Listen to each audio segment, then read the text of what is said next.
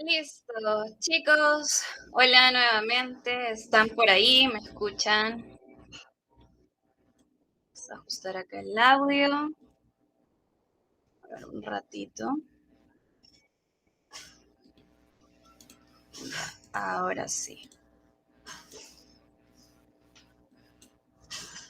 Listo. Ahora sí, están por ahí. Ellos saben que lo mínimo que tienen que hacer es reportarse, pues chicos, para saber de que realmente nos están escuchando. Si no, de lo contrario, yo pienso que no hay energía y eso no debería pasar. Ya, muchas gracias, Isabel, Milene, Ángela. Ahí estamos, ahí estamos. Bien.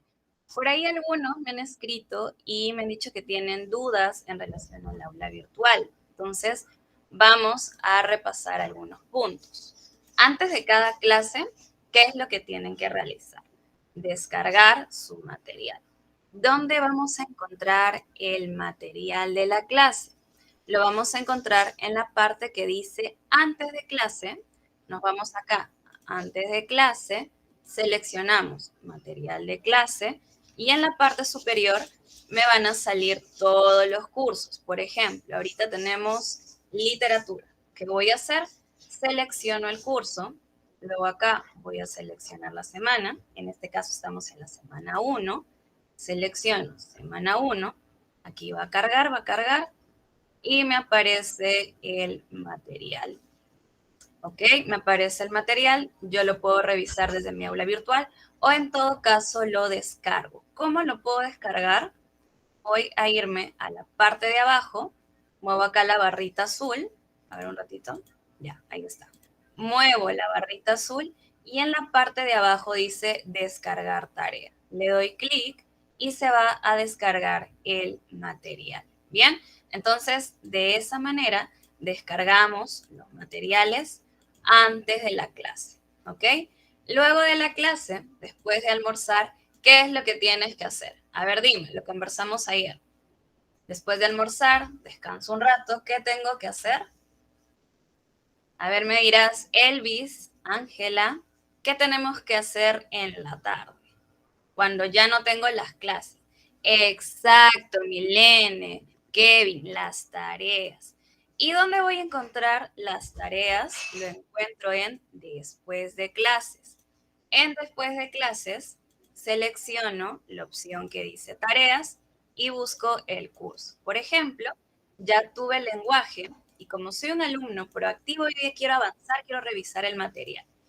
¿A dónde me dirijo? Voy a seleccionar la opción que dice lenguaje. Entonces, aquí me va a aparecer el material de la tarea de lenguaje. Tienes ahí el material unas 15 preguntas. Tengo aquí 15 preguntas en la tarea. Y aquí también le doy clic en la opción descargar. Y listo, el material se descarga. Entonces, yo comienzo a desarrollar mi material y cuando yo ya lo terminé, ya acabé, tengo todas mis claves, ¿qué es lo que tengo que hacer? Actualizar nuevamente el aula virtual. Me voy a ir a la parte del lenguaje que yo ya tengo mis claves. Es importante que tú actualices. Comienzo a registrar cada una de mis claves, ¿no? Por ejemplo, en la 4 tal vez me salió la C, en la 5 la D y así.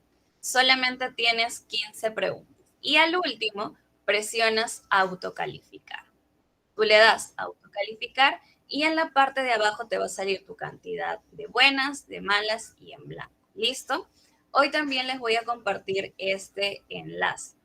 Esta carpeta, a ver, vamos a compartir acá. En esta carpeta, esto es lo que yo te voy a compartir. Vas a encontrar la opción que dice materiales de clase y aquí yo voy a ir subiendo los materiales que te van pasando a los profesores. Por ejemplo, el lenguaje ya pasó el material que ha desarrollado. Biología pasó las claves de ayer. Tengan en cuenta que no todos los profesores pasan materiales y es por eso que ustedes tienen que estar atentos. Entonces, preguntar, profesor, profesora, ¿usted va a pasar o usted comparte el material para que tú lo sepas? O en todo caso, como la profesora de biología, que ella indica que antes de compartir el material, ella desea ver tu participación. De lo contrario, no lo comparte. Entonces es bueno que ustedes pregunten a los docentes. Bien, listo chicos, entonces vamos a comenzar la clase de literatura. La profesora Natalie también ya se encuentra con nosotros en sala, así que le vamos dando una calurosa bienvenida por el chat, activando también los emojis, que se note que está listo para comenzar la clase. Profesora Natalie, muy buenos días, ¿me escucha? Sí, hola, ¿cómo están? Buenos días a todos, buenos días. Buen Hola, día, profesora. Le comento que este es el ciclo San Marcos semestral. Esta es su ok. primera semana de clases. Están en nivelación 1. Le doy el paso. Ya, ok, listo, muchas gracias. Buenos días, chicos, un gusto. Soy la profesora Natalie Piñán y voy a estar contigo en el curso de literatura. Voy a pasar a presentar mi PPT. Veo que el día de hoy vamos a hacer por así como un recuento, ¿no? De todos los movimientos eh, importantes de la literatura universal. Así que lo que te voy a mostrar solamente son pedacitos, pues no solamente partecitas de lo que serían nuestras clases en general, ¿no? Nuestras clases más amplias. Aquí solamente, como te digo, estamos haciendo un pequeño recuento y ya más adelante pasaremos ahora sí a las clases más detalladas. Entonces vamos a iniciar con el clasicismo, que es considerado el primer movimiento, ¿no? El clasicismo, chicos, es el primer movimiento occidental, ¿no? El primer movimiento literario. Surge en Grecia durante el siglo II a.C. y se desarrolla en Roma hasta el siglo IV después de Cristo, 4 o 5 después de Cristo. Las características principales de este movimiento es que es antropocéntrico, ¿no? ¿Quién es el que está en el centro? ¿Quién es el que importa aquí? El hombre, ¿no? Aquí el hombre se convierte en algo muy importante. En ese tiempo, acuérdate que están los filósofos, están grandes pensadores, entonces ellos están muy interesados en conocer cómo es nuestro mundo, ¿no? Cómo es el mundo del hombre. Entonces también, ¿no? Ahí está la idea del antropocentrismo. Hay un culto a la razón porque pues ellos obviamente al centrarse en el hombre, al interesarse en él, lo importante es también esa capacidad de pensamiento, esa inteligencia que puede tener. Por eso hay un culto a la razón. También hay una búsqueda de la belleza simétrica. Por eso es que cuando nosotros vemos las obras griegas, son muy bonitas, no tienen bastante estética, porque ellos buscan que haya un equilibrio entre fondo y forma. ¿Qué es el fondo y forma para la literatura? Bueno, aquí estamos entrando en más detalles, pero para ir adelantando, el fondo es la trama y la forma es como cuentas la historia, ¿no? O sea, el fondo es la trama, la historia, y la forma es cómo se observa la historia, ¿no? Cómo la estás contando, bajo qué estructuras, bajo qué estrategias, ¿no? Ok, entonces ellos buscaban que ambas cosas sean bonitas y ninguna sobrepase la otra, ¿no? Sino que haya bastante equilibrio. Y obviamente la base mitológica era muy importante. En las obras griegas vamos a ver dioses, vamos a ver también semidioses o personajes heroicos, mortales, pero que pertenecieron a esas grandes leyendas, esas grandes historias, ¿no? Esas grandes historias del pasado, de su pasado. Aquí tenemos como máximo representante, tenemos a Homero. Homero, que su verdadero nombre no era Homero, su verdadero nombre era Melesígenes, lo voy a escribir aquí en el chat, aprovechando que hay chat. Melesígenes, ese era su verdadero nombre. ¿Por qué se llamaba Melesígenes? Porque había nacido en el río Meles. Entonces pensaba que es Homero. Homero era su chapa, chicos, era su apodo, porque Homero se decía que él era ciego. Entonces, ¿cómo se le dice a los ciegos o cómo se le dice al que no ve? Homerón, Homerón, Homerón, y quedó Homero, ¿no? Porque ciego. Él era un aedo. ¿Qué es un aedo? Un aedo es un eh, narrador, es como un cantante, ¿no? Pero no cantante de canciones, sino cantante de, obviamente, narraciones, ¿no? Era un aedo y estaba en la corte de Jonia, ¿no? Él cantaba por las cortes, iba a lugares importantes para contar las historias. Se adjudica a Homero 4 obras. La primera es la Batracomimaquia, que es considerada una parodia de la Ilíada, la Margites, que es considerada una parodia de la Odisea, y las dos más grandes obras, que son la Ilíada y la Odisea, que nosotros conocemos. ¿Ustedes han escuchado sobre la Ilíada, sobre la Odisea? ¿Sí?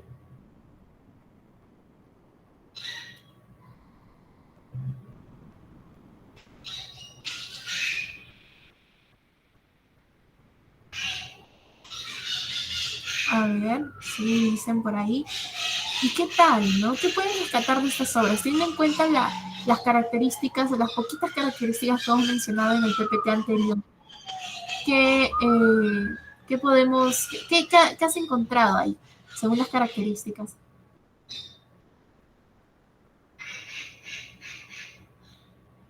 La base mitológica, muy bien, Isaac, ¿no? La mitología.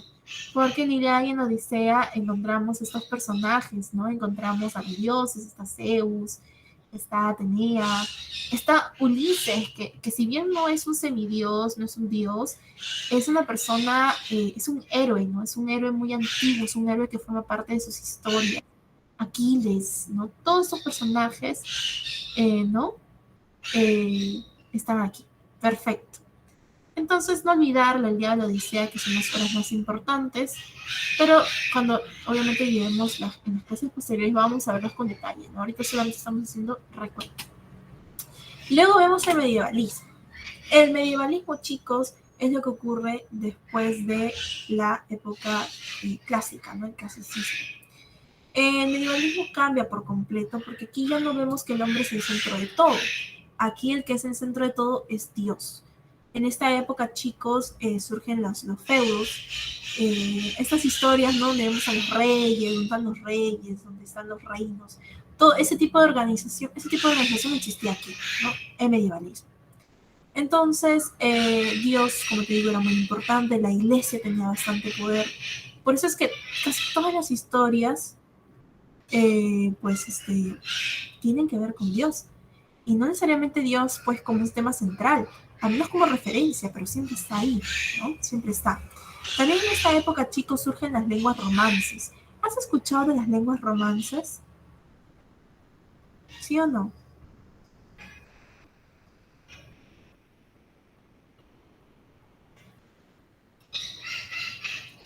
¿Sí? ¿Y cuáles son? ¿Cuáles son?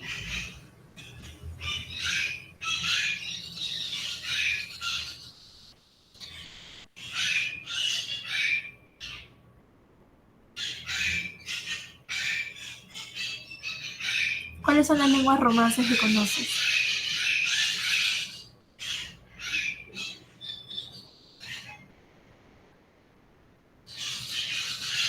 Español, catalán, ya, por ahí es el latín, ya, el francés, el portugués. Las lenguas romances, chicos, son todas las lenguas que tienen como mamá, ¿no? Como dice, como mamá a latín. Entonces, esas, ¿no? Son esas lenguas. Y bueno, también se desarrolla poesía de amor cortés, o sea, poesías amorosas en esta época. Lo más importante del medievalismo son los cantares de gesta, que eran composiciones que trataban de historias de los héroes. Eran compuestos por una persona llamada Mester de Juglaría, que es una persona que compone.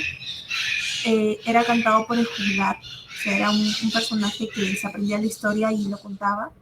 Y como te puedes dar cuenta, es una historia oral. O sea, eran historias orales. Se componían aquí en la mente y se cantaban. Era muy parecido a lo de Homero. Homero también componía en su mente y cantaba. En ese tiempo no había una escritura propiamente dicha. O era muy difícil tal vez escribir, teniendo en cuenta que esas historias eran de los pueblos. Entonces, al ser historias muy populares de personas que tal vez ni siquiera sabían escribir, no sabían leer, entonces estas historias se quedaban ahí, ¿no? A través de la oración. Y uno se preguntaría, ¿no? Entonces, ¿cómo entonces estas historias que eran orales, cómo las conocemos hoy en día, ¿no? Se supone que la realidad, pues, es boca a boca. Bueno, lo que pasa es que se llegó a un punto en que, pues, las mismas personas que sabían leer, sabían escribir, escucharon las historias. Y menos mal se les ocurrió la idea de transcribir, o sea, copiarlas. ¿Por qué no? Dicen, ¿no? ¿Por qué no copiar estas historias tan bonitas que se cantan? Entonces, gracias a estas personas que han copiado las historias, conocemos las obras. Porque si no, nosotros nunca hubiéramos conocido las obras de estos juglares. Y menos, si nos vamos más atrás, menos hubiéramos conocido las historias de Homero. Todo eso es gracias a las personas que han llegado a copiar en los cantos. El cantar de gesta más conocido, chicos, es el cantar de Minusí. Su origen es español, ¿ok? Hay varios, pero el que solemos ver para San Marcos es el Cantar del Niño Cid. Otra cosa también importante, chicos, en la época del medievalismo es el famoso Trecento italiano.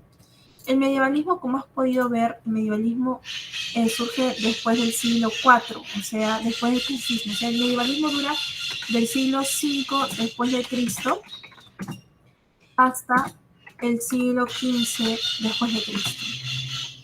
Y los primeros siglos estaban pues los cantares de gesta. Pero ya en el último siglo, en el penúltimo siglo, aparece lo que ves aquí en el PPT, el famoso Trecento italiano, que era un movimiento surgido en el siglo XIV en Europa y es la etapa de transición de lo medieval a lo renacentista. O sea, ya es un movimiento que se nota que ya está acabado, ¿no? Ya está acabando, ya está acabando el medievalismo. ¿Y cuáles son las características de este Trecento? Pues que ya se está alejando un poco de los preceptos medievales, ya no está teniendo temas tan religiosos, incluso se están empezando a interesar por los clásicos. ¿Quiénes eran los clásicos? ¿Te acuerdas? ¿Quiénes son los clásicos? Lo acabamos de ver hace poco.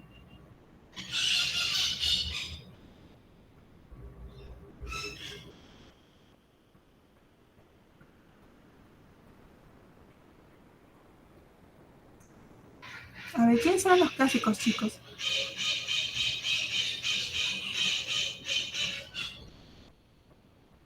Los clásicos eran, por ejemplo, Homero, ¿no? Homero, ellos, los del clasicismo, sí, ellos. Entonces, cuando hablamos del rescate de lo clásico, es que estos escritores empiezan a leer obras de la época de Homero. O sea, no necesariamente a Homero, pero sino obras o autores de su época. Entonces, eso quiere decir que están empezando a cambiar pues, sus ideas, sus pensamientos, ¿no?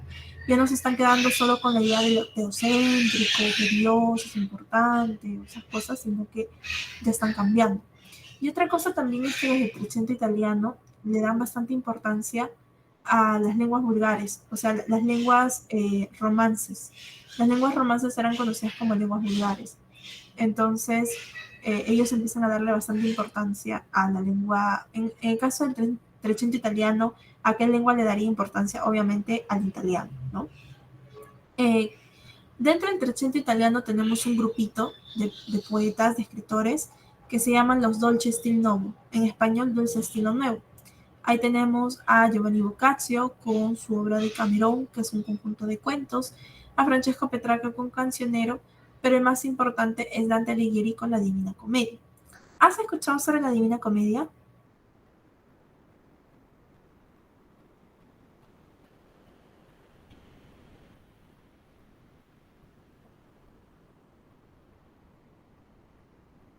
Sí, claro, no era de esta obra de este hombre pecador, ¿no? Que al final va por los tres mundos de ultratumba. Se va primero al infierno, luego al purgatorio y luego al paraíso, ¿no? Muy bien. Ok, sigamos. Ahora entramos al Renacimiento. El Renacimiento, chicos, tiene como características la revaloración de la cultura grecolatina, o sea, el clasicismo. Ya lo habíamos visto como un gran antecedente en el Trecento, o sea, lo que vimos anteriormente era como el gran antecedente, o sea, los cambios que ya estaban sucediendo en los últimos siglos del medievalismo. Aquí el gran cambio surge. Aquí el gran cambio surge, inicia en el siglo XV y vemos que ahora los escritores les gusta mucho leer a los clásicos. Por eso vuelven bastantes características antiguas. El antropocentrismo, por ejemplo, ¿no? ¿Qué significaba antropocentrismo?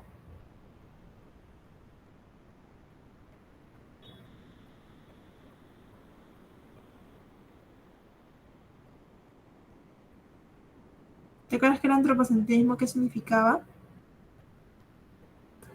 Que el hombre es el centro de todo, ¿no? Muy bien, entonces aquí nuevamente vuelve esa idea, que el hombre es el centro de todo. Otra vez vuelve el culto a la razón, otra vez vuelve la idea de la belleza. Y aquí se agrega algo más, ¿no? Que es la base filosófica del humanismo. El humanismo era una corriente filosófica donde también consideraba al hombre como un ser inteligente y un ser capaz, Por lo tanto, era una base filosófica muy compatible con la idea del antropocentrismo, ¿no? Entonces, muy bien, chicos. O sea, prácticamente aquí estamos volviendo o están revalorando lo pasado. Aquí tenemos como escritor importante a William Shakespeare. William Shakespeare era conocido como el cisne de Avon, porque el lugar donde vivía era Stratford upon Avon. Él era un poeta, un dramaturgo isabelino, porque pertenecía a la época de la reina Isabel I, una de las reinas más, más prósperas de su época, ¿no? Y también es padre del Teatro Nacional Inglés, porque William Shakespeare se dedica bastante al teatro y fue un buen dramaturgo. Sus obras, chicos, tenemos, pues hay varias conocidas como Romeo y Julieta, donde se ve el amor juvenil, Hamlet, donde se ve el tema de la duda, la venganza, Macbeth, donde tenemos el tema de la ambición, Otelo, donde se ven los celos, y el Rey Lear, donde se ve el amor paternal, ¿no?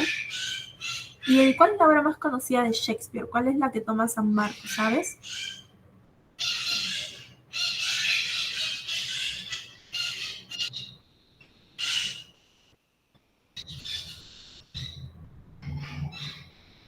Hamlet es cierto que es la más conocida, pero la que suele tomar San Marcos es Romeo y Julieta. Algunas veces San Marcos considera Hamlet, pero Romeo y Julieta es como que la fija, ¿no? O sea, si habla de Shakespeare, siempre va a hablar de Romeo y Julieta. Muy bien. Ahora sigamos. Ahora vamos a ver el barroco. El barroco, chicos, es una época de crisis. Es la época donde el Renacimiento buscaba el orden, buscaba la armonía. Ya aquí la armonía se rompe. Entonces, por eso ponemos que hay una ruptura del equilibrio renacentista. Y además, en el mundo estamos sucediendo bastantes crisis económicas, en todo sentido. Entonces, también es como que un ambiente de preocupación por parte del hombre. Entonces, al haber desequilibrio y al haber preocupación, la estética cambia. Aquí vemos que las obras tienen composiciones muy recargadas, muy difíciles de poder leer. Y también se ven los contrastes, como la vida, la muerte, la belleza, fealdad. O sea, en una obra vemos ambas cosas. No nos vamos a centrar en uno solo, ¿no? Como si fuéramos armoniosos. Si fuéramos renacentistas, solamente hablaríamos de un solo tema y solamente hablaríamos de eso. Pero los barrocos ven todo, ven todos los contrastes y las oposiciones. Por eso, si ellos hablan de vida, también hablarían de muerte. Si ellos ven la belleza, también hablarían de la fealdad, etc., ¿no? Como la locura y la cordura. A ver, siguiente. Dentro de los representantes, el mayor representante es Luis de Góngora. Tenemos dos escuelas en España que eran muy conocidas, la escuela conceptista y la escuela culterana. La conceptista era, pues, Francisco de Quevedo, su representante, pero la escuela culterana es lo que más nos importa. Ahí está Luis de Góngora. Luis de Góngora escribe su obra Soledades y en su obra él demuestra, pues, ser un poeta muy complejo, muy difícil. Por eso se dice que él tenía mucha complejidad y oscuridad, porque sus obras eran muy difíciles de poder entender. Es como cuando tú estás en la oscuridad y no puedes ver, ya, algo parecido, más como por eso era un poeta oscuro. Y las etapas, él tenía dos etapas, Ángel de la Luz y Ángel de las Tinieblas. El Ángel de la Luz, pues en el Ángel de la Luz él escribía romanceros, escribía obras muy, muy sencillas, muy sencillas realmente. Pero cuando se convierte en el Ángel de las Tinieblas, se convierte en este poeta difícil, ¿no? Este poeta exagerado, este poeta oscuro, ¿no? Entonces Luis de Góngora aquí es el más importante y pertenece a la literatura española. Luego pasamos al romanticismo. El romanticismo, chicos, como características tenemos el culto al yo. El romántico, pues, siente que debe liberarse de ciertas cosas. Anteriormente tenemos el neoclasicismo, que es otro movimiento. O sea, después del barroco viene el neoclasicismo. Lo estoy aquí, pero San Marcos no toma el neoclasicismo. Por eso no lo hemos colocado aquí. Creo que en tu material lo han puesto, ¿no? No te preocupes, ya lo conversaremos a más detalle. Pero aquí te voy adelantando algunas cosas. El neoclasicismo, chicos, fue un movimiento que aparece, como te digo, entre el barroco y entre el romanticismo. Y el neoclasicismo exigía mucho orden. O sea, en el neoclasicismo había bastante orden. y había también bastante interés por lo educativo. Lo que el neoclásico quería era que las obras literarias eduquen y las obras literarias moralicen o de cierto modo enseñen algo. Entonces, eso hacía que muchos escritores se vean limitados al momento de poner sus obras, porque tienen que buscar temas aceptables. También pueden hacer críticas, claro, no quiere decir que también sean necesariamente escritores que sigan pues una sola ideología, ¿no? Eran escritores también que criticaban, pero era como que de todas maneras había límites, muchos límites para su escritura. Entonces, cuando aparece el romanticismo, que viene después, el romanticismo quiere liberarse de todo eso. Por eso aquí vemos que hay una ansia de libertad, o sea, ellos quieren liberarse, ¿no? También hay un culto al yo, o sea, el romántico quiere hablar de sí mismo, de sus sentimientos, de sus pasiones. El romántico no quiere, pues, que alguien influya en él, y quiere hablar por sí mismo.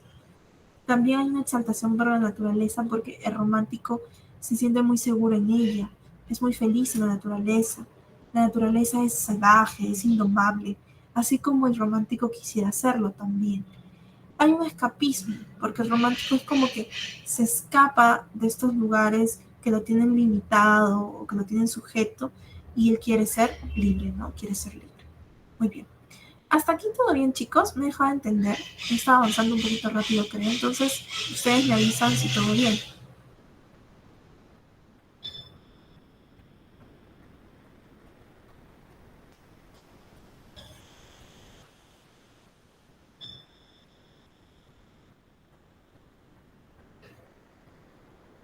Ya, ok. Bien. Representantes.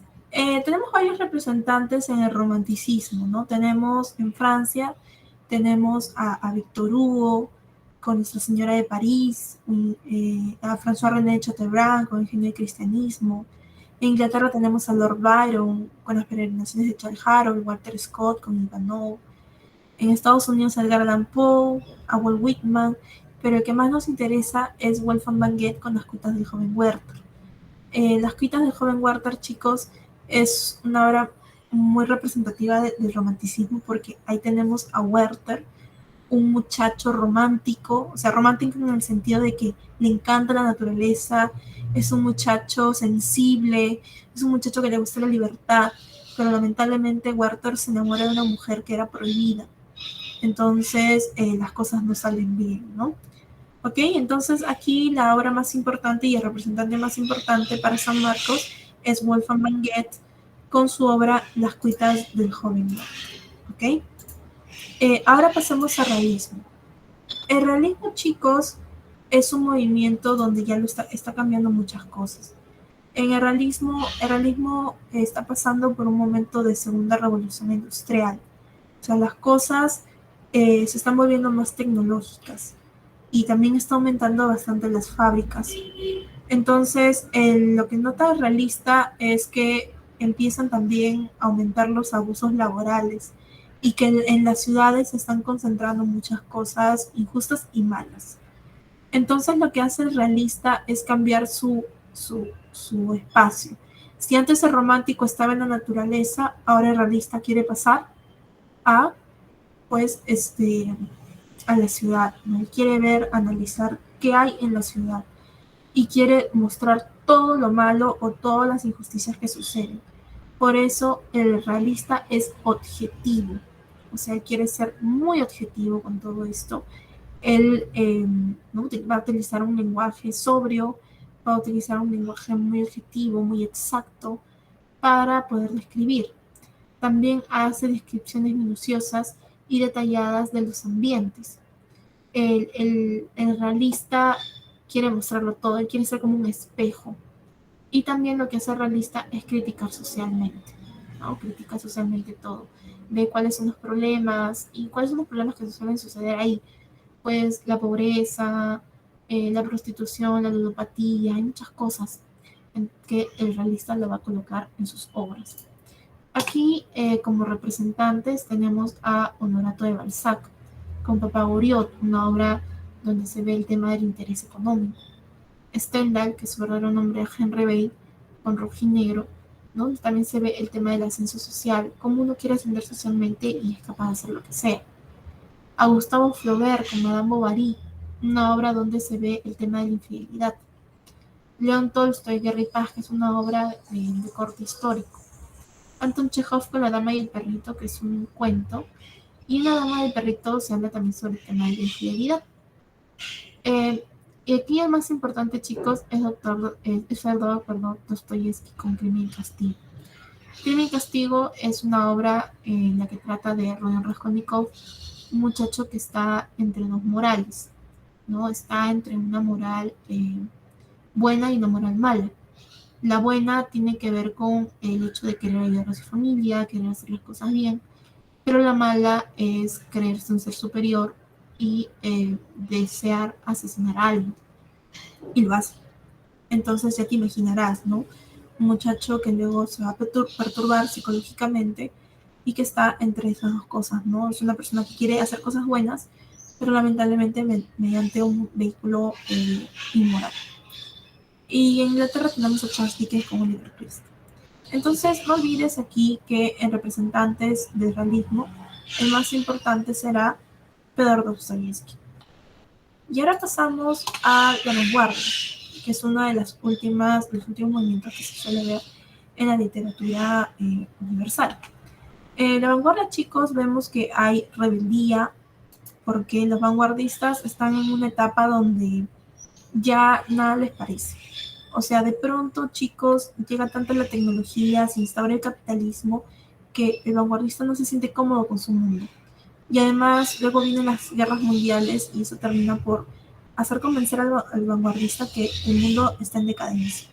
Entonces se preguntan, ¿no? ¿Qué es lo que pasó? ¿Qué es lo que hicimos mal para llegar a esto? Entonces el vanguardista lo que hará es rechazar los movimientos anteriores y querer formar un arte totalmente novedoso, o sea, algo nuevo, iniciar de cero. Así que ellos van a mostrar bastante rebeldía, ¿no? Contra los demás, contra la academia, contra las artes que siguen reglas, ¿no? Y quieren renovar formalmente todo, quieren hacer, como les digo, algo nuevo. También van a hacer que diversas expresiones se mezclen, porque los vanguardistas no solamente se van a centrar en la literatura, sino que van a hablar de pintura, van a ver temas de cine, teatro, o sea, hay todo, hay todo. Hay una multiplicidad temática porque los vanguardistas se van a centrar en todos los temas. Pueden hablar de cualquier cosa, pueden hablar de cosas sociales, pueden hablar de cosas más íntimas, ¿no? Pueden hablar también de temas históricos, o sea, de todo, realmente, de todo. Pero siguiendo su estética, que es una estética pues transgresora, una estética novedosa. Tenemos acá bastantes ismos, pues que escuelas de vanguardia. Por ejemplo, está el cubismo, que era una escuela que tenía que ver con figuras geométricas. Tenemos también el expresionismo, que era un ismo de vanguardia que tenía que ver bastante con el tema del pesimismo, con la tristeza. El surrealismo, que tenía que ver con los temas del inconsciente. Y así van a existir bastantes escuelas, bastantes ismos que van a idear cosas totalmente distintas, ¿no? Como puedes ver, estas tres escuelas que te he mostrado, cada uno tiene su propia intención, cada uno tiene su propia estética, su propia idea. Entonces, por eso el vanguardismo, chicos, fue un movimiento muy diverso. O sea, no fue un movimiento que tenía unas solas reglas, unas solas características, como hemos visto en los anteriores, sino que es un movimiento donde cada grupito tiene sus propias intenciones. Pueden tener cosas en común, ¿no? Que son las que hemos puesto aquí en el PPT, pero en sí, o sea, en sí cada uno tiene sus propias reglas. En la vanguardia, chicos, como escritor principal, tenemos a Franz Kafka, que fue un escritor checo que escribió en alemán. Él desarrolla la temática del absurdo y es considerado un precursor del expresionismo. Él, antes de morir, le pide a su amigo Max Brod quemar sus obras, pero este amigo, tras leer las obras, le pareció que Franz Kafka escribía muy bonito, entonces decidió publicarlo. Aquí tenemos algunas obras de Franz Kafka, ¿no? Tenemos a Carta al Padre, tenemos América, el proceso, pero su obra más importante es La Metamorfosis, que trataba de este joven, este muchacho que se transformaba en un insecto, pero que al final muere, ¿no? Ya también en un momento explicaremos un poquito más sobre esta historia. Entonces, chicos, hasta aquí todo bien, ¿sí?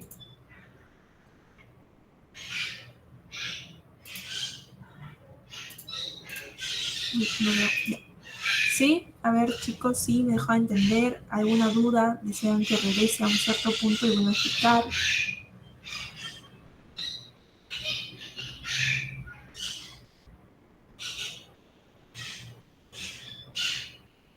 Ya, perfecto. Entonces, vamos a pasar al material. Veo que el material también está para escribir, así que te voy a dar bueno, varios minutos para que avances. Y luego lo vamos a ver todos juntos. Y vamos a incidir en cosas que tal vez nosotros no hemos podido conversar en su momento. ¿Ok? Así que te doy unos minutos para que avances tú solito y luego regresamos.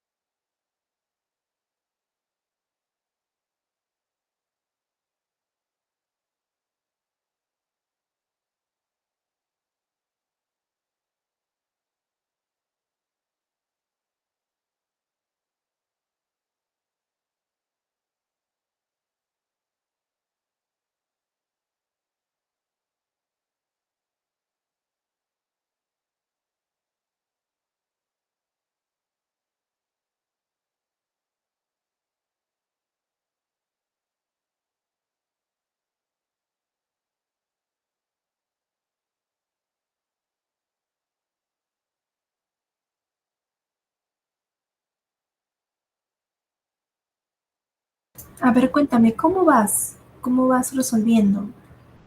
¿Has terminado todo? ¿Has avanzado una parte? ¿Hasta dónde has llegado?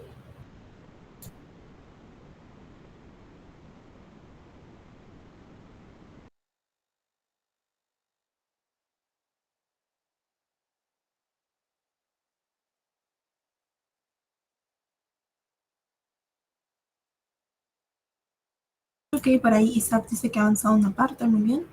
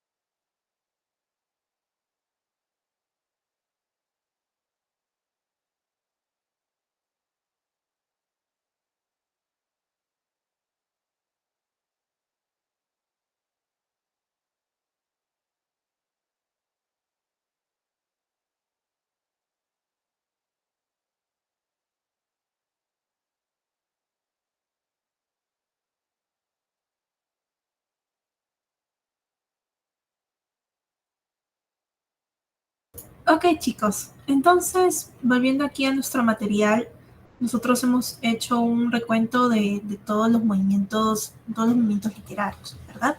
Vimos primero el clasicismo y para ir recordando, a ver, nos dice aquí el material que las características principales son la racionalidad y la belleza, ¿verdad? Ahí estaba el culto a la razón y también la búsqueda de la belleza. ¿Qué otra característica más tenía? ¿Te acuerdas? Vamos recordando, ¿te acuerdas qué otra más?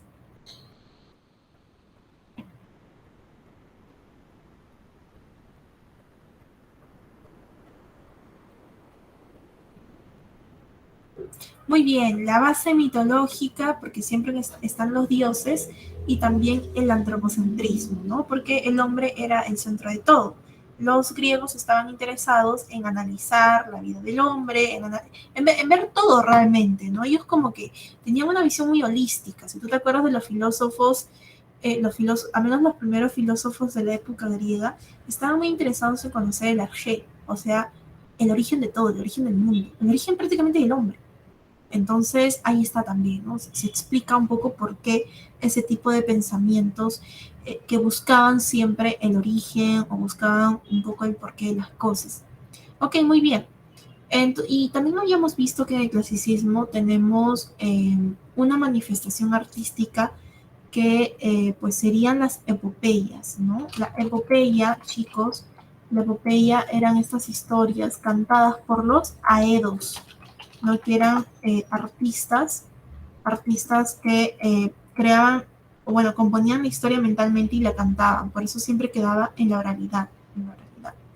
En el clasicismo, chicos, también tenemos otras manifestaciones, como por ejemplo el teatro, pero probablemente eso también lo veamos con más detalle en una próxima oportunidad.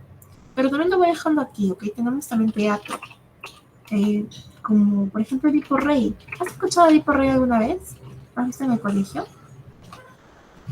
O tal vez si es que has tenido un ciclo anterior, has visto Edipo Rey. Sí, pues es una obra muy clásica, ¿no? Volviendo a este término, muy conocida. Entonces también en el clasicismo tenemos el teatro. Pero bueno, a ver, entonces volviendo aquí al material, ¿quién sería el autor representativo del clasicismo? Sería Homero, ¿no? Homero. Homero sería el autor representativo. Voy a escribir aquí. Tenemos Homero. Ok, muy bien. Homero, que también era llamado Melesígenes, ¿no? Su verdadero nombre era Melesígenes.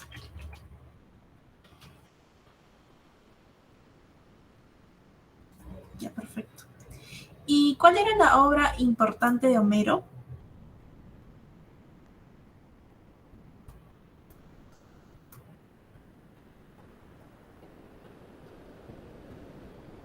La Ilíada y la Odisea, ¿no? Ponemos aquí las dos. La Ilíada y sí, la Odisea. Perfecto. La Ilíada, chicos, ¿de qué trataba? ¿Te acuerdas de la historia de la Ilíada?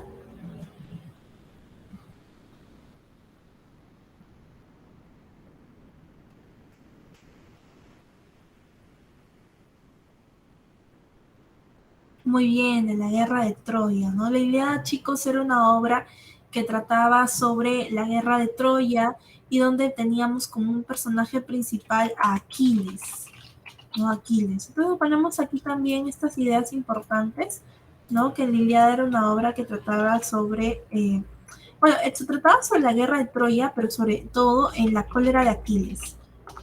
O sea, era una obra donde Aquiles era el personaje principal, y donde su cólera, su rabia, produce ciertas consecuencias. Y la Odisea, ¿qué historia veíamos? ¿Te acuerdas?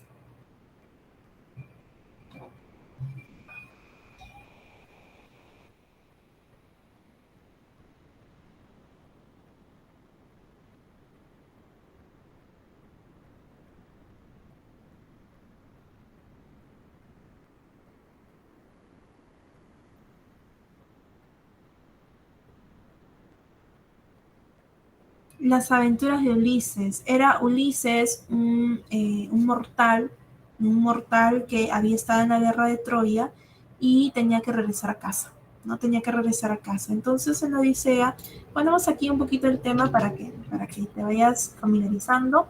La Odisea es el tema principal, el regreso de Ulises a casa. El regreso de Ulises a casa. Ya, muy bien, perfecto, ¿no? Y ahí veíamos que habían personajes mitológicos, habían historias extraordinarias, fantásticas, ¿no? Y qué bonito, chicos, saber que estas historias han logrado mantener gracias a personas que han copiado, ¿no? Que han escuchado los cantos y han copiado, porque si no, no hubiéramos conocido estas extraordinarias historias de Homero. Aquí vamos a poner que Homero es un aedo, ¿ya? Es un aedo. O sea, para que tengas en cuenta que compone y canta historias. O sea, no es cualquier persona, ¿no? Es un compositor y cantor. Compone y canta historias. Bien, listo. Sigamos. Ahora hablemos del medievalismo. El medievalismo nos dice que las características principales en la escolástica y el nacionalismo. La escolástica, chicos, tiene que ver mucho con el tema religioso. Habíamos hablado de que la iglesia era muy importante y tenía bastante poder. Chicos, la iglesia tenía tanto poder que incluso sobrepasaba las monarquías. Por ejemplo, ¿no? Tan solo tenemos este ejemplo. Cuando un rey tiene que ser pues coronado, nombrado como rey, ¿quién es el personaje o el representante de la iglesia que estaba sí o sí ahí?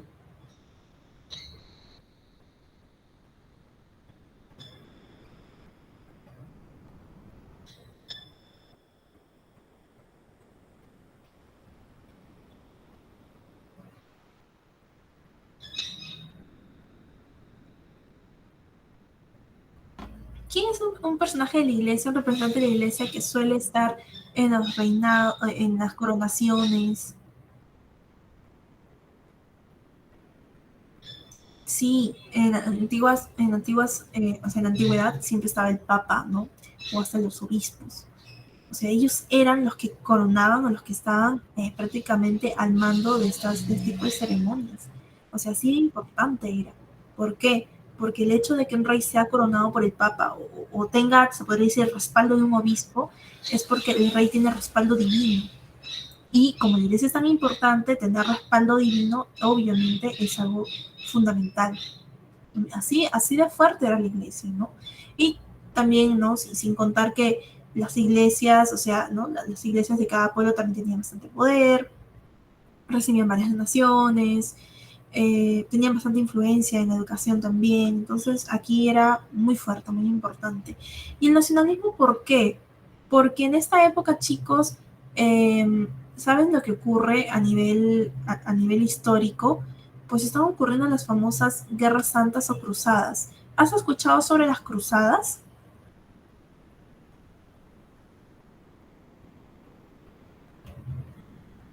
Ya, ¿y de qué eran las cruzadas? Las cruzadas, chicos, vamos a escribirlos aquí. Las cruzadas tienen que ver mucho con las guerras de reconquista. En esta época, chicos, muy bien, los caballeros templarios, dicen, ¿no? En esta época, chicos, era tan fuerte la religión, la idea del cristianismo, que las personas del medievalismo querían recuperar tierras santas o tierras que alguna vez en las que una vez estuvo Jesucristo, ¿no? Entonces, ¿quiénes estaban en estas guerras, en estos lugares santos o en estos lugares cristianos, por así decirlo? Pues eran los árabes. O sea, estaban los turcos, los árabes estaban viviendo ahí porque era el lugar donde se habían asentado. Entonces, lo que hacían los países europeos que obviamente creían en Dios y eran eh, católicos, pues querían recuperar esas tierras. Entonces peleaban contra los turcos para poder tener más tierras. Pero también hay otra cosa que sucede, y eso es en España. En España, por ejemplo, llegan los árabes y toman bastantes tierras. Entonces los españoles también tenían su propia guerra, su guerra de reconquista. O sea, recuperar esas tierras que al inicio fueron pues de ellos, de sus antepasados, ¿no? Y eliminar a todos los árabes y a todos los turcos. Esa era la misión de aquella época. Y el hecho de pelear por tus tierras, el hecho de defender lo tuyo, es ser nacionalista. Pero profesora, por ahí la religión, sí, claro, también es ser religiosos, ¿no? Pero el nacionalismo estaba presente. Porque vamos, también la intención no es solamente recuperar las tierras o difundir la religión cristiana, que era también otro de sus pretextos, ¿no? Es también expandir. O sea, todo reino, todo lugar quiere expandirse. Entonces, eso era también otro motivo. Y eso también tiene que ver con el nacionalismo. Ok, entonces eso es lo que pasaba en la época medieval. Aquí tenemos al autor representativo. ¿Quién es el autor representativo? Y justo ahí nos pone el cantar del Niño Cid. Curiosamente, chicos, los cantares de gesta, que son los que hemos visto y que mencionamos que el cantar del Niño Cid era importante, no tiene autor. Los cantares de gesta son anónimos. Entonces ponemos aquí en obra importante, ponemos el cantar del Niño Cid, ¿no? Pero ponemos entre paréntesis anónimo, ¿vale? Porque no tenemos autor. Sabemos que eran compuestos por, ¿te acuerdas quiénes eran los que componían los cantares de gesta?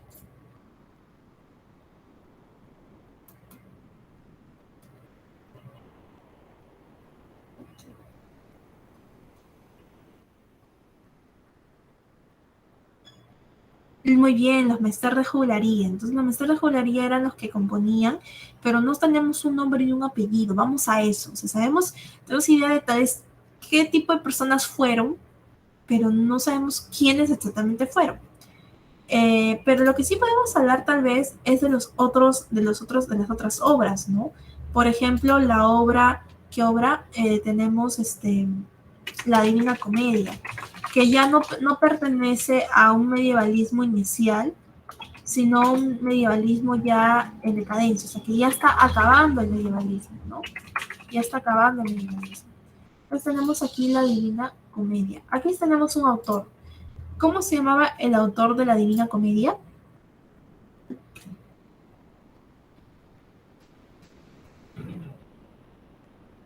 Dante Alighieri. Muy bien, Dante Alighieri. Entonces ponemos aquí Dante Alighieri. Perfecto. Ese podría ser un autor representativo, ¿no? Lamentablemente en el Cantar de Music no tenemos a un autor representativo. Tenemos la obra, pero no la autor. El Renacimiento. A ver, aquí nos dice que el Renacimiento como características principales tiene el antropocentrismo y la normatividad. ¿Qué pasa con el Renacimiento? El Renacimiento se fija en alguien, bueno, no en alguien, sino en una etapa, en una época. ¿Te acuerdas en qué etapa se fija el Renacimiento? ¿Qué etapa revalora el Renacimiento?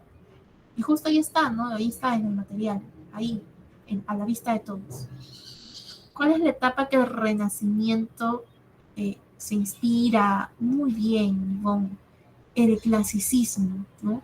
El Renacimiento se inspira en el clasicismo. Ellos vuelven a leerlos, les encanta, ven que el clasicismo pues era una época muy hermosa, porque realmente el clasicismo fue una época muy bonita, los filósofos, el estilo de vida, ¿no? Tan racional, tan libre de cierto modo en el sentido de que pues hablaban de muchas cosas, ¿no? Estaban abiertos al conocimiento bastante. Entonces el Renacimiento quiere también eso para ellos. Y por eso van a emular, van a tomar muchas cosas, como el antropocentrismo, ¿no? Y la normatividad, vamos al hecho de la normatividad no en el sentido de que se restrinjan a cosas, sino que ellos querían también que sus obras sean bonitas, por lo que seguían ciertas normas, ciertas cosas que tenían los clásicos, como la racionalidad, como la belleza, ¿no? A eso vamos con la normatividad. ¿Quiénes eran o quién era el autor representativo? ¿Te acuerdas?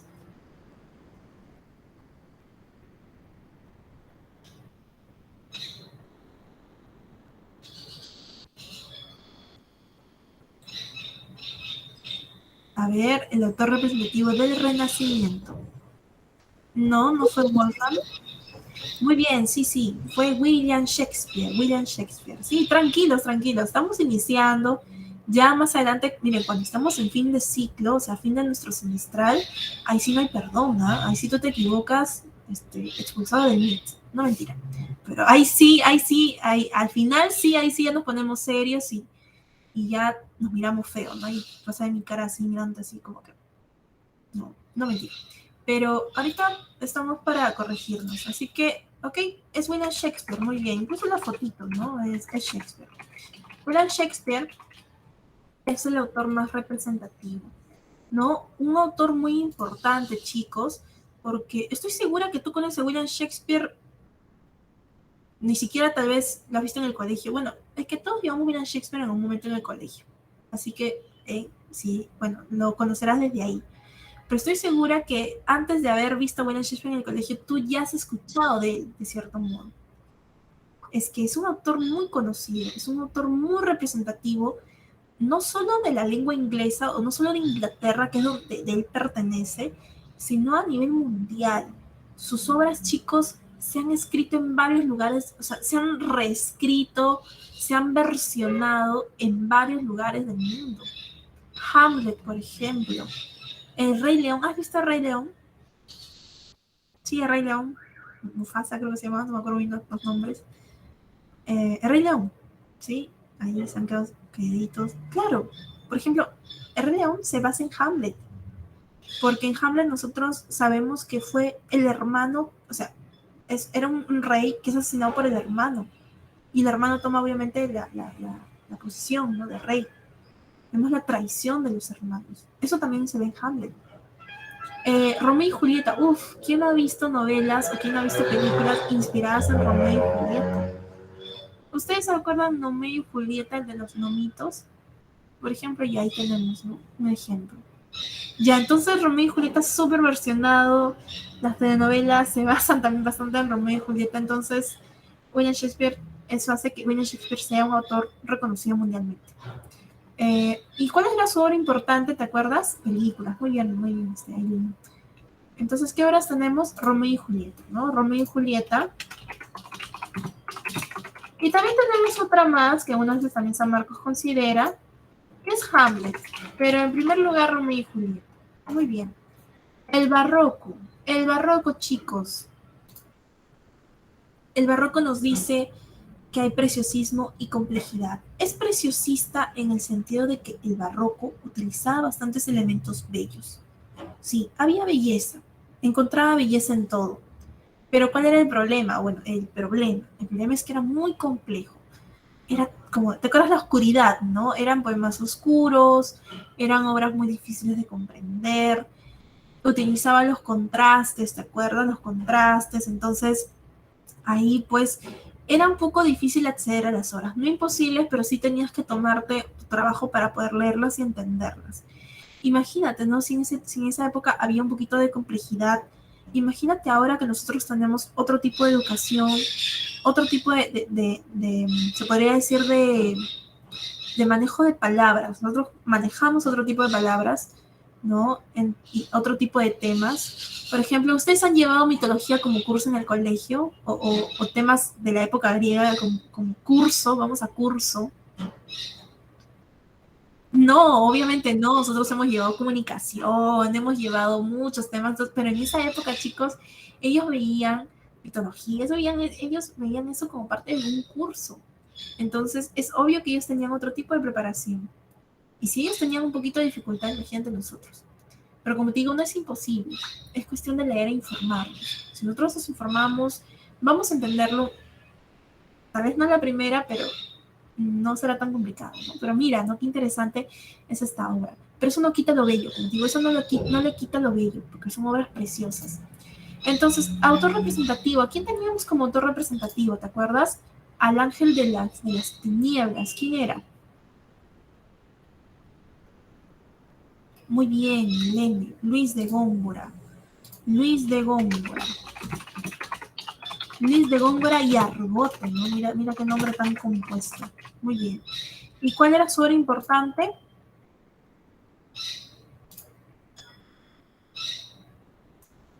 Ay, ¿cuál era su obra?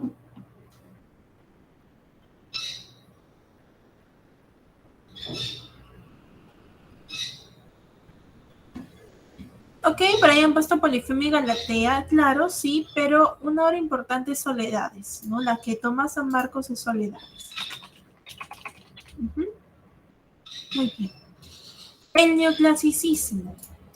El neoclasicismo, aquí nos dice que las características principales son la normatividad y la moralidad. Es cierto. Aquí, chicos, el neoclasicismo, ¿te has dado cuenta? Y con esto también aprovechamos en ver a nivel general todo. ¿Te has dado cuenta que de cierto modo los movimientos niegan o se diferencian del anterior? O sea, es como si respondieran al anterior, como si respondieran. Hay unos que sí lo hacen a propósito, otros que no necesariamente, ¿no? Por ejemplo, teníamos al inicio el clasicismo que era antropocéntrico y luego pasamos a un medievalismo que es teocéntrico, o sea, el centro es Dios y no el hombre. Y luego volvemos a una época donde el hombre vuelve a ser el centro, que es el Renacimiento. ¿Te vas dando cuenta un poco las dinámicas, cómo va? ¿No? ¿Sí? Sí, ¿no? Y luego el barroco, ¿no? El barroco no es tanto una negación del Renacimiento, pero vemos que el Renacimiento iba tan equilibrado, como que iba tan ordenadito, tan lindo, y ¿qué hace el barroco? ¡Fua! ¿No? Se va con todo, ¿no? El barroco más bien se desequilibra. O sea, aquí no hay tanto como que el barroco no quiere ser renacentista o detesta el Renacimiento, no es eso, sino que el barroco se desequilibra, se desequilibra. Por eso en el barroco, chicos, la belleza aún se conserva. Porque el Renacimiento también buscaba belleza, ¿te acuerdas? El Renacimiento también buscaba belleza. El Barroco también, pero su forma de buscar belleza es diferente. Vamos a eso. Y por otro lado, el neoclasicismo. Si en el Barroco estábamos todos desordenados, todos complejos, así todo desequilibrado, ¿qué busca el neoclasicismo? Si nos dice que hay normatividad, ¿qué quiere decir eso? El neoclasicismo busca el orden. Es como que, estábamos muy desordenados antes, ahora vamos a ordenarnos. Entonces, el neoclasicismo se va a través de normas, a través de reglas, se va a ordenar, ¿no? Pero ya las reglas del neoclasicismo ya son muy como que muy a rajatabla. Incluso mira su nombre, neoclasicismo. A ver, sospechas, ¿no? El neoclasicismo intentó tal vez recuperar, revalorar lo clásico. ¿Tú qué crees?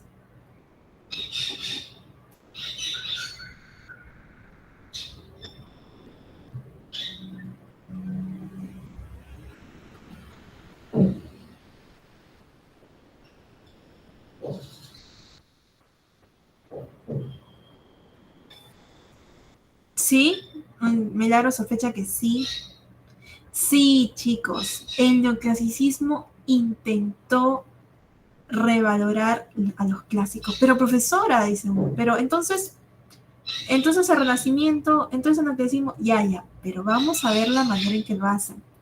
El Renacimiento, chicos, cuando revalora a los clásicos, lo hace de una manera, pues, en que quiere emular esa gran capacidad racional que se tenía, o sea, la idea de la razón, que el hombre vuelva a ser el centro de todo. O sea, el Renacimiento, chicos, está con muchas ganas de aprender, muchas ganas de volver a leer a sus clásicos. O sea, es como que salir de una época, que es la época de medievalismo, donde habían pues bastantes cosas que no se conocían, por el mismo hecho de que en el medievalismo, como la iglesia era tan poderosa, la iglesia si veía algo que no iba acorde a sus ideas o les parecía muy inmoral, la iglesia decía, ok, este libro está prohibido, no lo lean, no hay que leerlo. Y si lo leen, pues que sea alguien de la iglesia para que sepa juzgarlo. Entonces el Renacimiento, lo que ocurre, el Renacimiento, chicos, es como un destape. El Renacimiento es otra vez volver a ver todo lo que estaba ahí guardado y por eso está ahí con las ganas, los ánimos, ¿no? Pero en el caso del neoclasicismo, el neoclasicismo tiene como antecedente al barroco. Y el barroco, como te digo, el barroco estaba desequilibrado. Entonces el neoclasicismo va a volver a los clásicos, pero va a volver de una manera en que va a imponer orden. O sea, si los clásicos tenían por ahí una que otra normita, ¿no? Para sus obras, el neoclasicismo va a agarrar esas normas y las va a hacer ley. Vamos a eso. Estamos hablando del ámbito literario, ojo, ¿no? Entonces los escritores se veían muy limitados con estas normas, demasiado.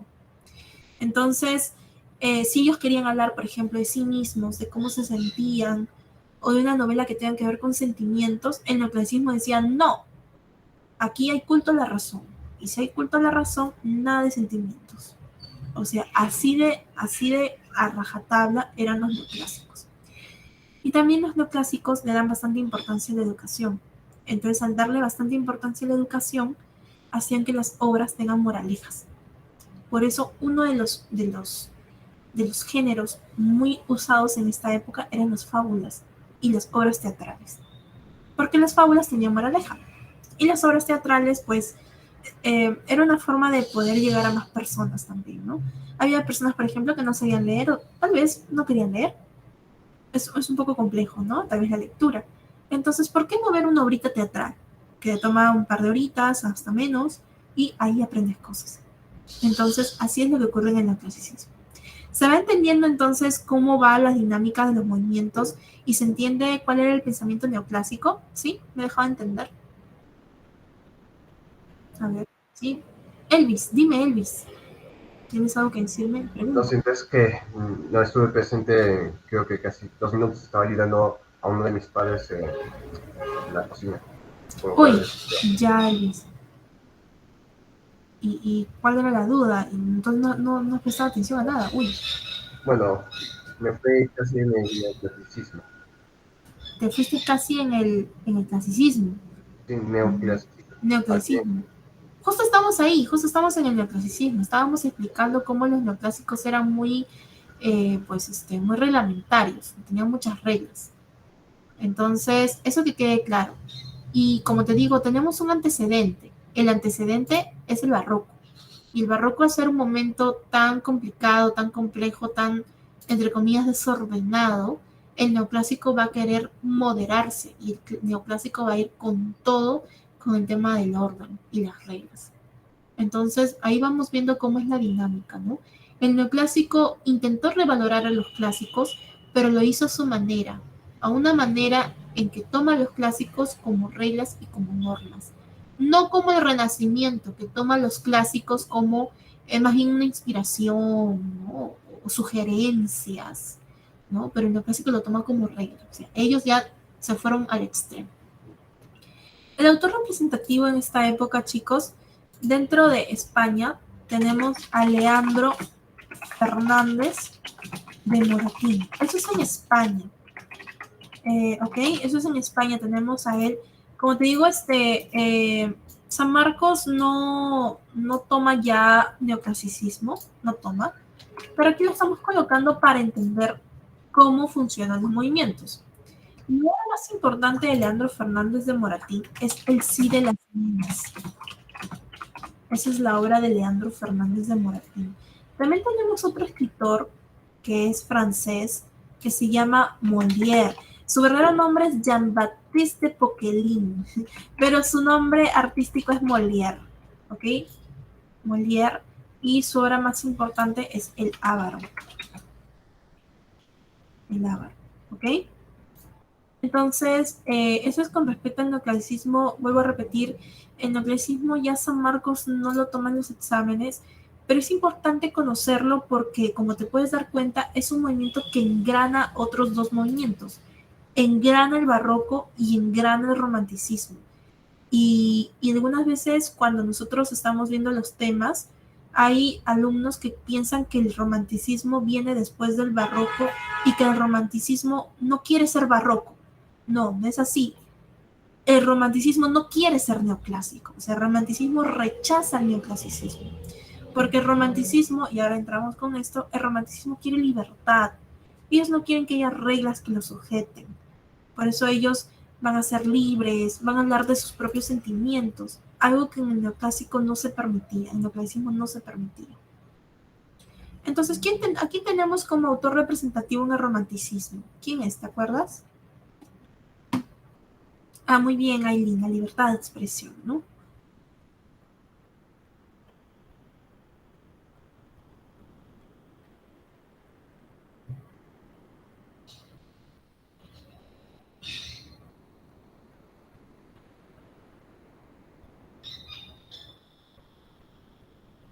Ok, tenemos a Víctor Hugo, muy bien, pero ¿cuál era el autor que tomaba San Marcos? ¿Te acuerdas? Lo habíamos mencionado.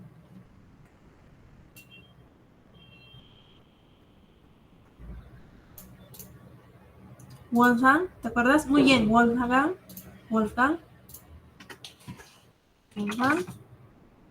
van Goethe, ¿no?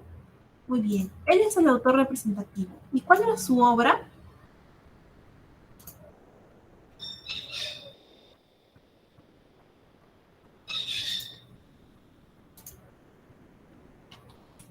A ver.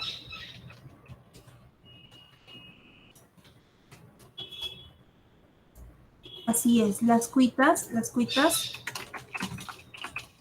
del joven Werther. Muy bien. Ahora, a ver, el realismo más bien no quiere ser romántico, porque el realismo está en otro contexto. El realismo ve injusticia social, ve que no estamos bien. Además, como te digo, aparece la segunda revolución industrial, incrementan fábricas, incrementan los abusos laborales, entonces el realismo se está dando cuenta que en la ciudad están pasando cosas. Así que ellos quieren criticar socialmente, o sea, quieren dar una crítica sobre lo malo que está pasando. Y como quieren mostrar las cosas tal y como son objetivos, ¿no? Ellos van a hablar las cosas tal y como son. Quieren ser, como te digo, un espejito. Y aquí tenemos como autor representativo.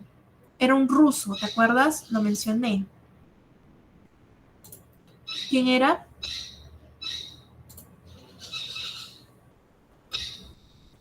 Fedor Dostoyevsky, ¿no? Fedor Dostoyevsky.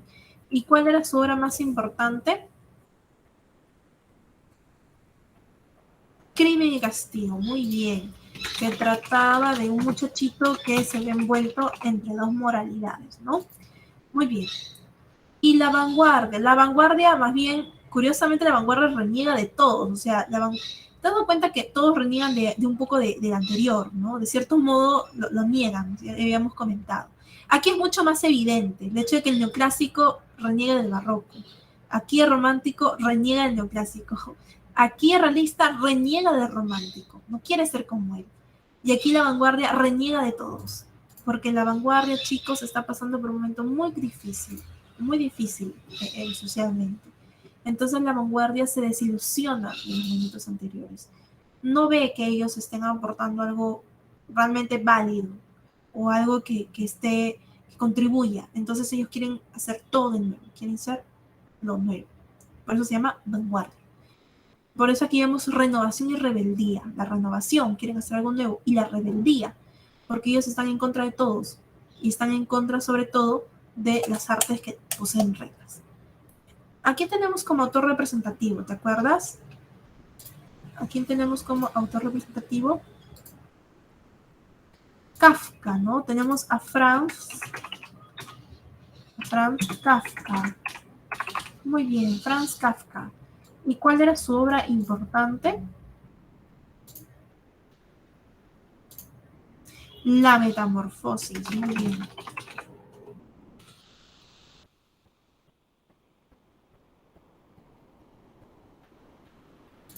Ya, perfecto. Muy bien, chicos. Entonces, ¿qué tal? ¿Has respondido así o no llegaste a responder completo esta primera parte? ¿Qué tal? ¿Hasta aquí todo bien? ¿Sí?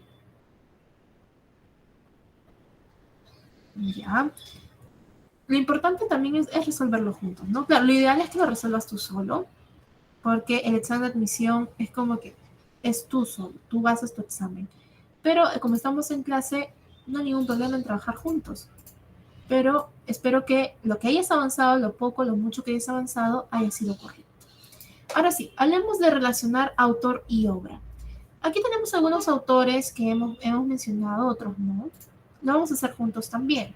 Por ejemplo, Safo de Lesbos. Safo de Lesbos es una poeta clásica del clasicismo, o sea, la época griega. Y Safo de Lesbos, pues, escribía sobre Bueno, poesías eróticas, ¿no? Poesías poesías relacionadas a mujeres, muy bonitos realmente, ¿ok? Tenemos luego a Hesiodo.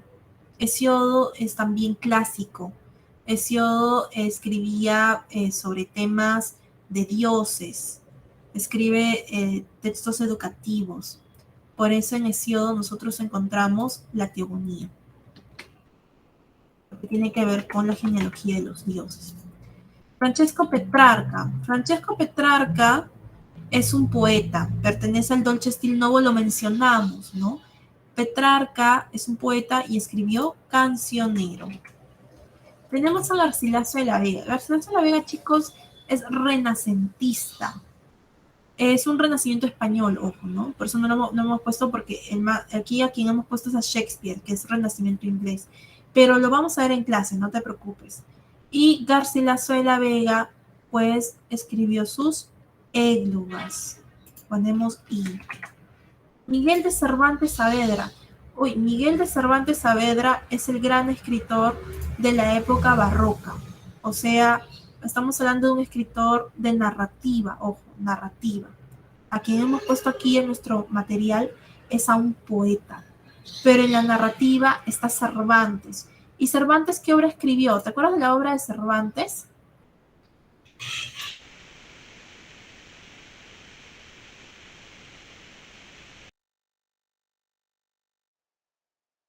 Don Quijote de la Mancha, chicos, Don Quijote de la Mancha, pero Don Quijote no está aquí. Así que otra obra de Cervantes es Novelas Ejemplares. Uy, me hemos puesto a Safo, ¿no? Safo es el Pintalamos. Safo es el Pintalamos. Me acabo de dar cuenta que no habíamos puesto a Safo. Ya. Leandro Fernández de Moratín. Justo acabamos de hablar de él. ¿Qué obra es? A ver, ayudémonos aquí. ¿Cuál es la obra de Leandro Fernández de Moratín? Que era neoclásico.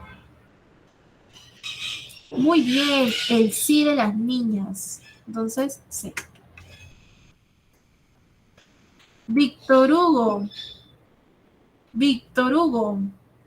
A ver, ¿cuál era la obra de Víctor Hugo?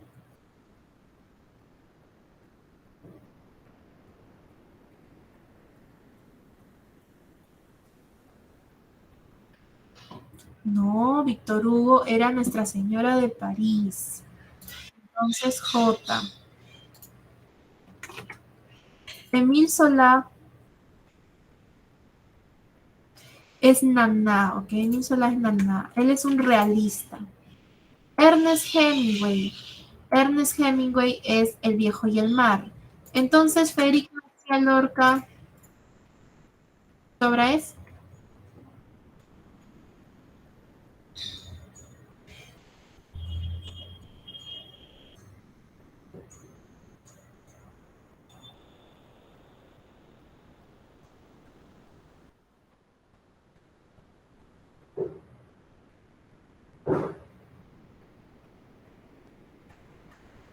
Muy bien, bodas de sangre. Entonces ponemos la A. Perfecto. Ahora continuemos. Continuemos. Autoevaluación. Novela en la cual Gregorio Samsa se despierta transformado en un insecto y cuyo contenido critica la vida. A ver, ¿te acuerdas cuál era la obra que te conté que era un hombre que se transforma en un insecto? Y es de Frank Kafka. Exacto. La metamorfosis. 2. ¿Qué es la vida? Un frenesí. ¿Qué es la vida? Una ilusión. Una sombra, una ficción, y el mayor bien es pequeño, que toda la vida es sueño y los sueños son. Este fragmento pertenece a una obra llamada La vida es sueño. ¿Ok? Lo vamos a ver más adelante. Y La vida es sueño, chicos, pertenece al escritor Calderón de la Barca. Calderón de la Barca pertenece al barroco español. Voy viendo aquí a dónde pertenecen para que los vayas ubicando. ¿Ok? Lo vamos a ver en clase. Recuerda que esto es como una breve introducción, pero lo voy poniendo para que te vayas familiarizando. ¿Ok? Muy bien. Y la metamorfosis, ¿a qué movimiento pertenecía? ¿Te acuerdas? La metamorfosis pertenecía a la vanguardia, ¿no? Vanguardismo.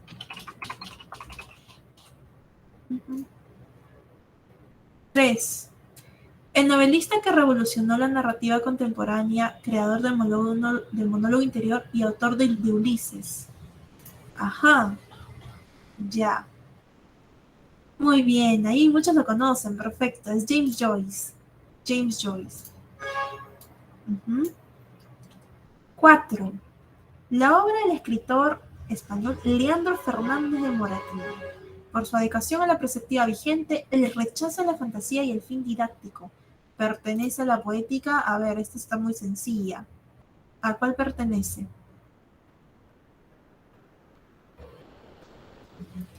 Muy bien, pertenece al neoclasicismo. Mira, ¿no? Rechazo a la fantasía, o sea, eran tan culto a la razón, ¿no? Este grupito, que no les gustaba el tema de la fantasía. O sea, ellos se toman las reglas del clasicismo a rajatabla, a pie de la letra. 5. Una de las principales características del romanticismo.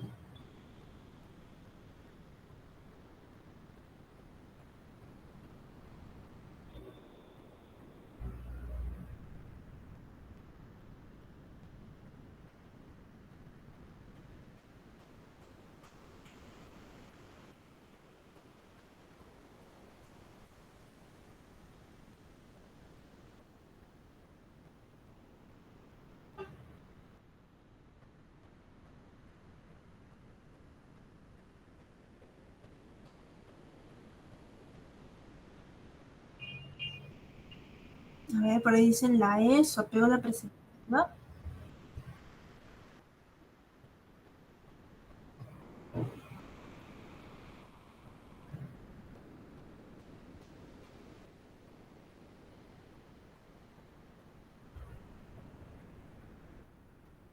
Ya, a ver.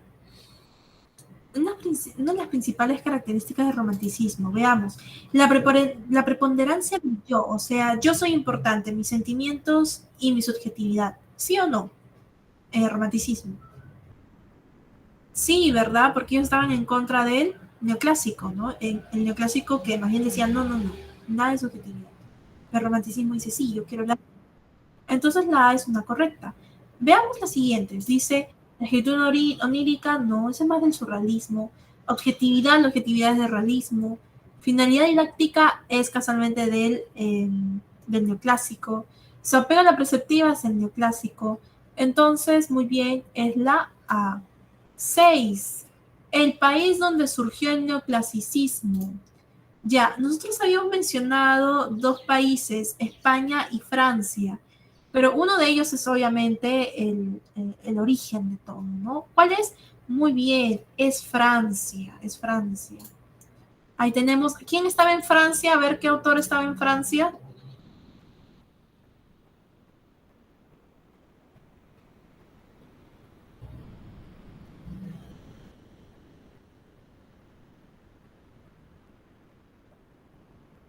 Molière, claro, Molière.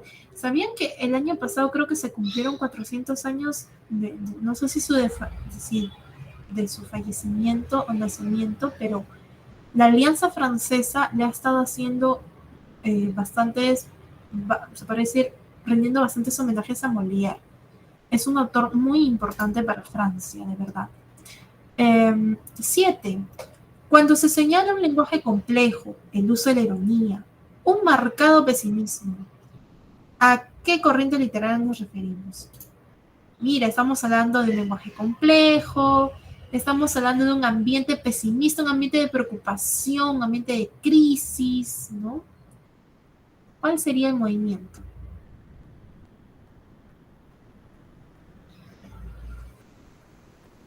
Exacto. Es el barroco, muy bien, el barroco. Solamente aquí, mirando la palabra lenguaje complejo, ¿no? Y marcado pesimismo. Hay ironía también, pero el pesimismo, ¿no? Que es el ambiente de crisis, lenguaje complejo. Esto es clave, lenguaje complejo. 8. Es considerado el máximo representante del romanticismo francés.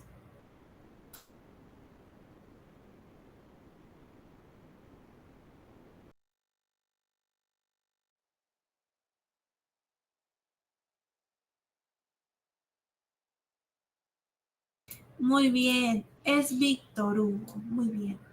9. ¿Qué característica abarca al realismo literario?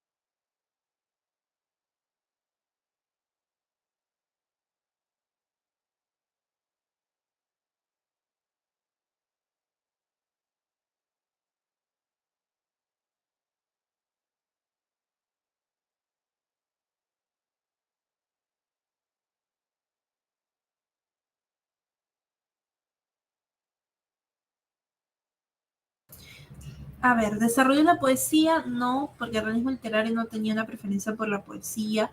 ¿Mostró preferencia por el teatro? Menos. ¿Abarcó lo denigrante en el mundo pobre? Sí, porque abarca las cosas malas que están sucediendo, ¿no?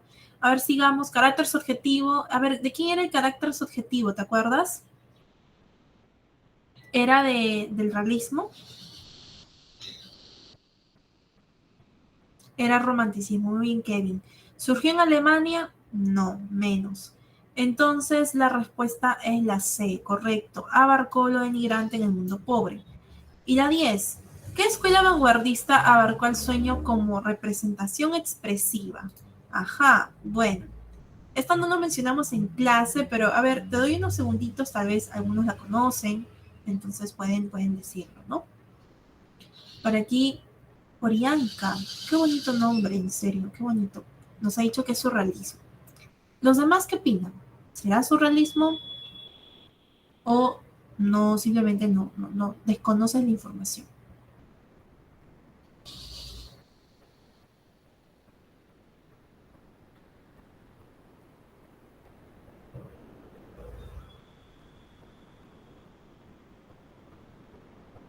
Ok, hay silencio, pero sí, es el surrealismo.